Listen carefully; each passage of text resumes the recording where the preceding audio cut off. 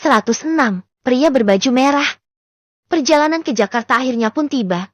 Baby melakukan perpisahan kepada Dijah dan Ningningrum. Entah kenapa mereka model sahabat 3 serangkai saja belakangan ini. Kompak. Plus setelah Dijah masuk ke dalam keluarga Pak Kiai Rozak, jadinya mereka terasa bersaudara sekali. Kalian tanya bagaimana Gus Hanan? Waduh. Mualem. Alias manja keterlaluan. Manja udah kayak anak bayi yang baru disapih dan nyari nenen ibunya terus. Nah itu dia Gus Hanan. Seperti sekarang nih. Mereka semua ada di depan parkiran pondok. Karena Baby dan Hamad mau berangkat. Akan ada mobil travel yang menjemput mereka di sini dalam beberapa menit.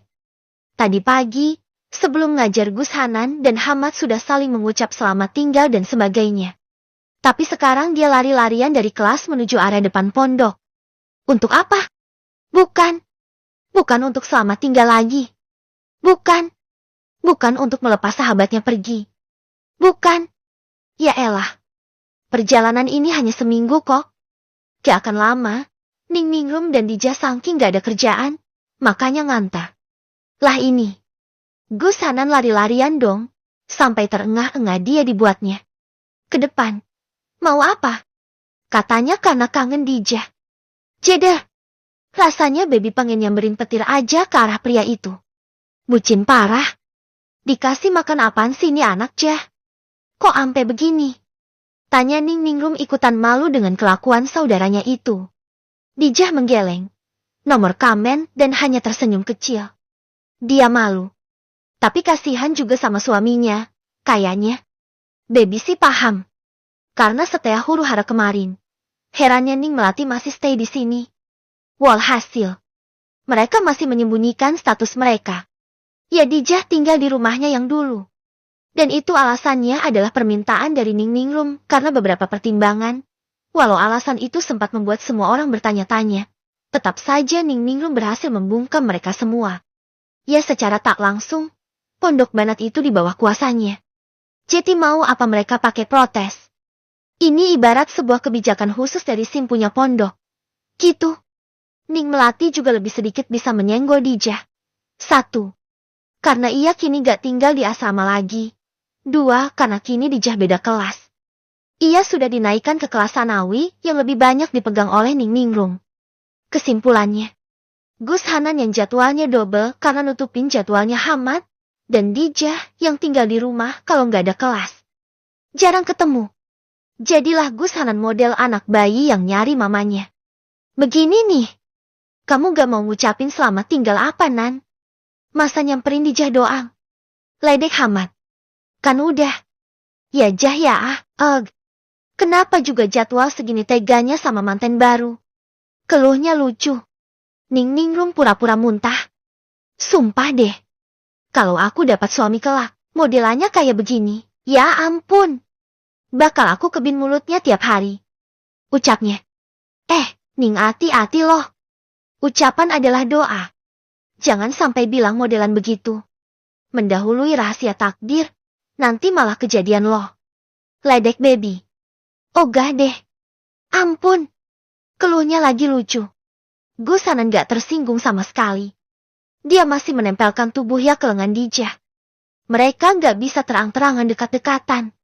Ya karena bisa jadi tambah heboh nanti. Ya bisanya begini deh.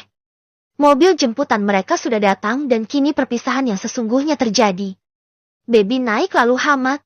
Koper mereka semua diletakkan di bagasi dan mereka duduk anteng sampai tujuan. Untungnya travel yang mereka bayar ini lumayan nyaman, gak desak-desakan juga. Dibanding bis sih, ya hampir samalah. Minus gak ada leg restnya. Tapi tetap nyaman. Plus kalau travel kan. Misa request berhenti dulu untuk sholat. Ya maklum deh ya. Kita pergi Pak Ustadz. Katanya kalau berhenti ya minimal bisa untuk menunaikan ibadah dengan dijamak. Katanya gitu. Sekitar 14 jam setelahnya mereka tiba. Ya maklum deh. Kebanyakan berhentinya. Yang ke kamar mandi lah. Ke masjid lah. Ke warung lah.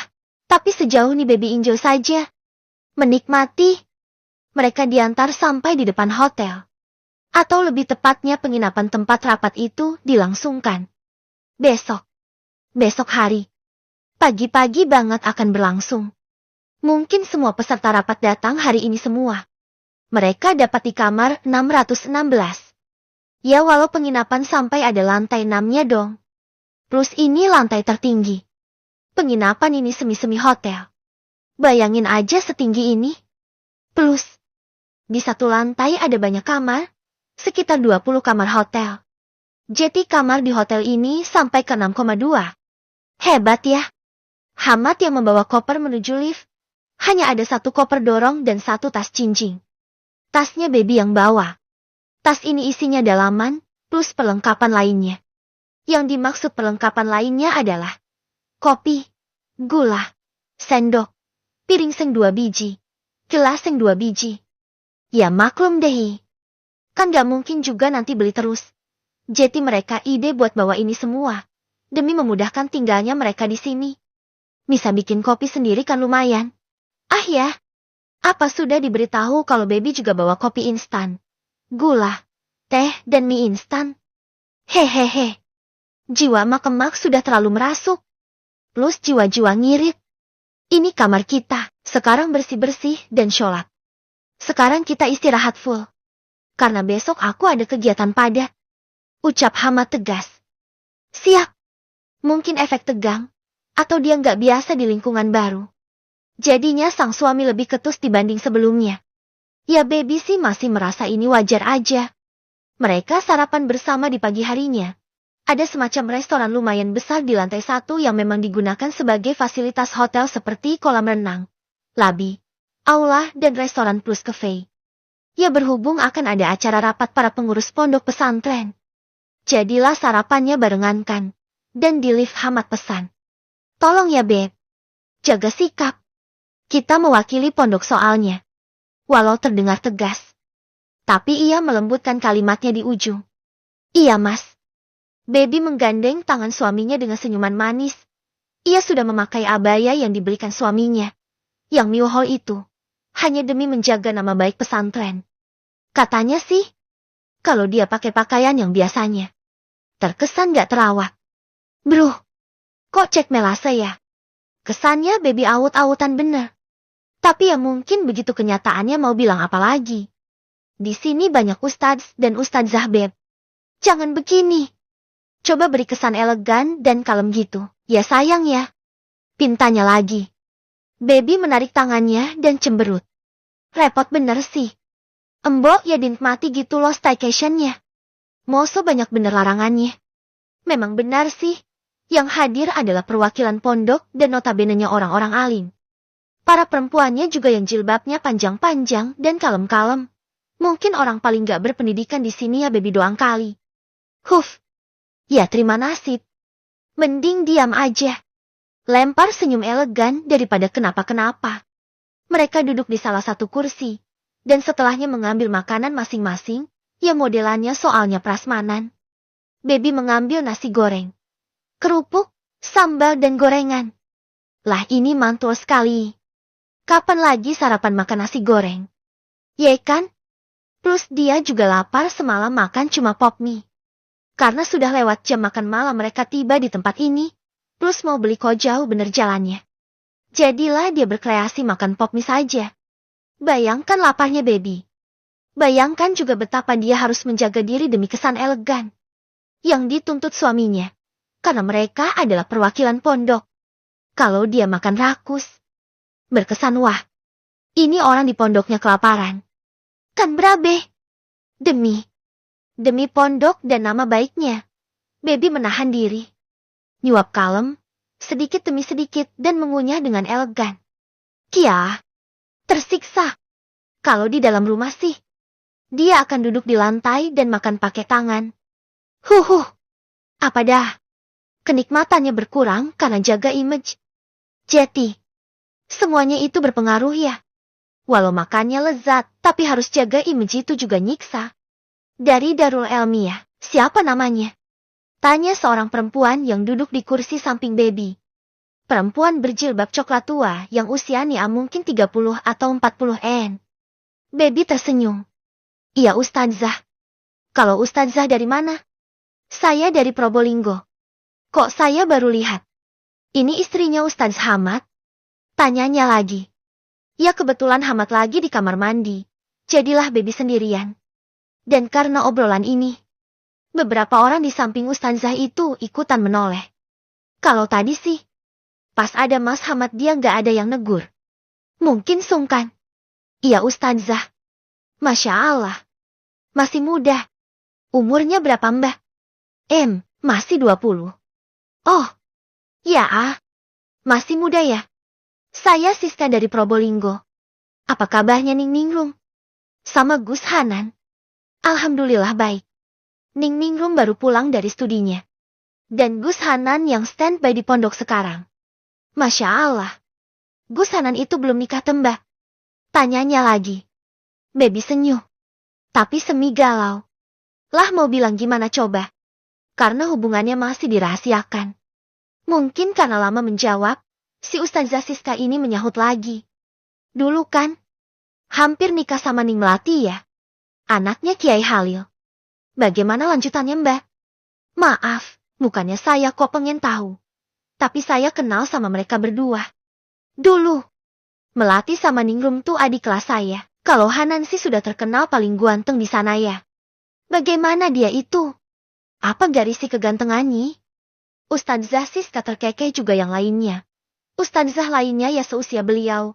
Jadi Baby mengira hanya sebagai kakak kelas yang kagum dengan adik kelasnya. Ya gitu Ustazah. Tapi beliau bijak kok jadi orang. Biasa aja jadinya. Gak yang gimana-gimana. Ini. Mbahnya ikut rapat nanti. Pengurus pondok juga. Tanya Ustazah lainnya. Enggak Ustazah. Saya nemani di sini aja. Saya bukan Ustazah soalnya. Oh, pendamping Ustadz Hamad ya. Hei, nanti cari kegiatan aja. Biar nggak bosan ya. Pesannya. Baby mengangguk berterima kasih karena keramahan mereka. Dan benar saja, saat Hamad datang, semuanya kembali ke semula. Para ustazah itu sepertinya sungkan kalau ada Hamad. 2 hari di penginapan itu dan tak melakukan apapun. Membuat Baby bosan. Bosannya. Malah Hamad baru kembali ke kamar itu menjelang maghrib. Sepertinya rapat ini benar-benar serius dan panjang. Karena akan membahas wacana pengadaan lomba santri senasional. Pulang dari rapat, Hamad biasanya langsung ngantuk. Jadi sehabis syalat Isya dan makan ia tidur karena paginya ada rapat lagi. Sehari 2 hari Baby masih bisa kalem, makan tidur nonton TV. Tapi di hari ketiga dia sudah gak kuat lagi. Dia tadi selepas sarapan sudah izin dengan suaminya untuk jalan-jalan sekitaran penginapan dan sudah dikasih izin.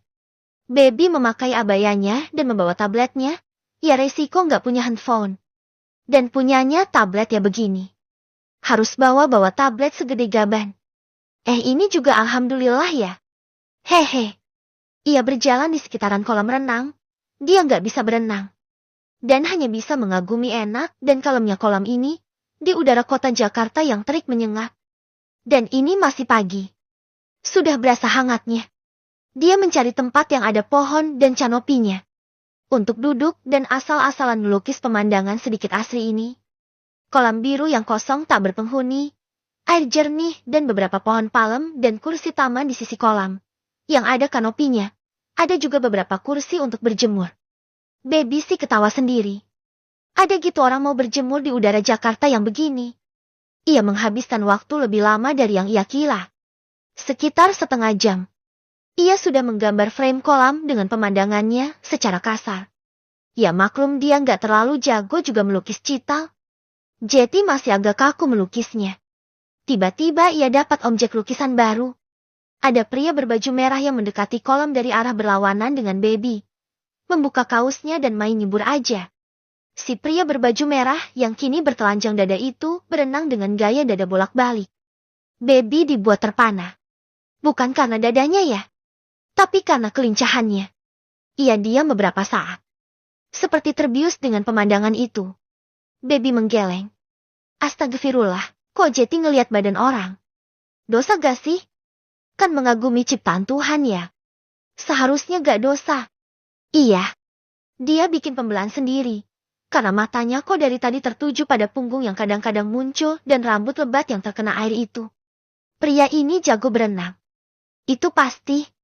Pria ini juga pastinya ganteng, ya dari rambutnya aja ganteng, masa mukanya enggak? Apa ada ya rambut ganteng? Astagfirullah, kok lanjut ini otak? Ucap Baby lagi berusaha menyadarkan diri. Ia celingukan susah payah, nyari pemandangan lain untuk digambar. Tapi ia menunduk lagi. Lah ini udah kandung pemandangan kolam kok. Masa mau dihapus? Kan aman. Walhasil, ia memberikan detail pada lukisannya itu. Memberi shading karena cahaya matahari dan agar lukisan itu lebih hidup. Hal ini butuh ketelatenan dan kesabaran. Memberi shade di layer baru di masing-masing objek itu butuh ketelitian dan kesabaran. Nambahin beberapa layer putih, atau biru dan bahkan oranye akibat sinar matahari. Dia yang khusyuk. Tak sadar kalau di belakangnya sudah ada orang yang menonton. Wah, saya kira saya yang jadi objek lukisan. Ternyata nggak ada sama sekali ya. Ucap seorang pria dan sontak Baby nengok ke belakang. Refleks, kaget. Apa? Kenapa? Siapa ya? Tanya Baby bingung. Itu. Kamu ngelukisnya bagus. Padahal udah pede bakal jadi orang yang dilukis dari tadi. Abisnya kok kayak orang yang merhatiin. Kayak ngelukis. Pas dilihat akunya gak ada di lukisan itu. Bisa gak ditambahin ada cowok ganteng baju merah berenang keren gitu?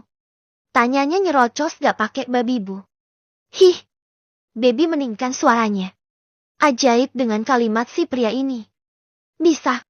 Apa gambar cowok ganteng itu sulit ya? Baby manggut-manggut terus geleng-geleng. Apa sih maksudnya? Minta digambar gitu ah? Bisa. Boleh dong. Masa enggak? Ya. Lengeknya lalu duduk dengan tenang di samping Baby. Baby menjauh. Ia tak mau berdekatan dengan pria ini. Takut hilaf. Jangan dekat-dekat. Saya udah punya suami loh. Ucap Baby memberi peringatan. Ya. Udah nikah ya man. Padahal kayaknya masih muda. Baby lanjut melukis. Emang masih muda. Tapi emang kenapa nggak boleh nikah? Kan nikah muda bagus. Balas Baby tanpa menoleh. Terus, kok ada suami yang ninggalin istrinya yang muda dan cantik ini sendirian di pagi hari nan cerah dan indah ini sendirian di kolam renang penginapan ini? Rapat. Ada urusan penting. Di sini juga kok. Balas Baby cepat. Ya mungkin pria ini satu frekuensi sama dia. Semi-semi sompral otaknya. Agak ajaib aja gitu. Lagian mana ada cowok baru kenal udah ngajak ngobrol modelan begini. Pakai minta dilukis pula. Ini yang dinamakan narsis akut. Oh, sampai kapan ada di sini? Tanyanya lagi dengan ramah. Sampai akhir minggu ini kayaknya. Ya nggak tahu. Seselesainya suami. Balas Baby yang masih menggambar, lalu ia dibiarkan diam dan fokus. Menyelesaikan lukisannya. Kini Baby menunjukkan hasil revisi akhirnya. Ada gambar pria berbaju merah berenang di kolam yang indah itu. Weh, cilah. Dilukis juga aku ganteng ya. Hahaha. Oh ya, kenalin. Aku Raki. Kamu siapa? Tanyanya menjulurkan tangan. Baby melirik ke tangan itu dan meringis. Maaf ya. Saya gak salaman. Saya Baby. Salam kenal ya Raki. Tapi saya udah nikah loh ya. Jangan ngarep yang enggak-enggak. Ucap Baby apa adanya. Dia hanya takut si Raki ini mau flirting. Jadi sudah dikasih aba-aba duluan. Cia. Dia juga sama. Kamu kayaknya salirannya sama aku. Sama-sama ajaib. Hahaha. Gak kok. Gak naksir. Cuma, yang ngeliat pemandangan indah di pagi nan cerah dan wangi ini adalah sebuah rejeki dari Yang Maha Kuasa. Bisa juga sebagai pertanda kalau hari ini akan berjalan indah. Pret. Batin Baby mah. Kelakuan bad ini orang. Ya udah. Saya permisi ya. Saya mau ke kamar lagi. Takut dibutuhkan sama suami. Ucap Baby semi berbohong. Dia berdiri dan memeluk tabletnya. Padahal mah. Hamad baru akan balik jam 5-an. Dan ini masih pagi. Tapi daripada diajak bicara aneh dan ajaib sama makhluk nikan. Tapi gambarnya saya mau dong. Kirimin ke sosial media saya. Boleh gak? Kaiji? Ini alamat saya. Dia menyebutkan alamat Instagramnya @Roki Tamfan. Iya. Rakik. Kasamatanya besar. Tanya Baby mengetikkan ke dalam tabletnya. Sekalian mencari IG orang itu. Iya, Kak besar. Tinggi besar. Yang verified ya. Gini-gini kita selebgram loh. Ucapnya nyombong. Baby berdecis. Ye deh tahu selebgram. Ia menemukan akun itu dan memfollow akunnya lalu mengirim gambar yang diminta. Udah. Bye. Ucap Baby menyudahi obrolan receh barusan. Cie yang ngefollow.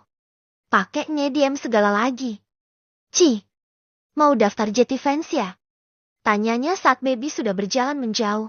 Suara itu cukup kencang dan membuat beberapa karyawan menoleh dan menatap ke arah pria baju merah yang agak sedeng itu dengan heran. Lah kan tadi situ yang nyuruh. Gimana sih? Omel Baby semi teriak juga. Si pria baju merah. Alias Raki ngakak hebat sambil memegangi perutnya. Baby melengos dan berjalan kesal menuju kamarnya. Kok pagi-pagi dapat rejeki yang model beginian sih?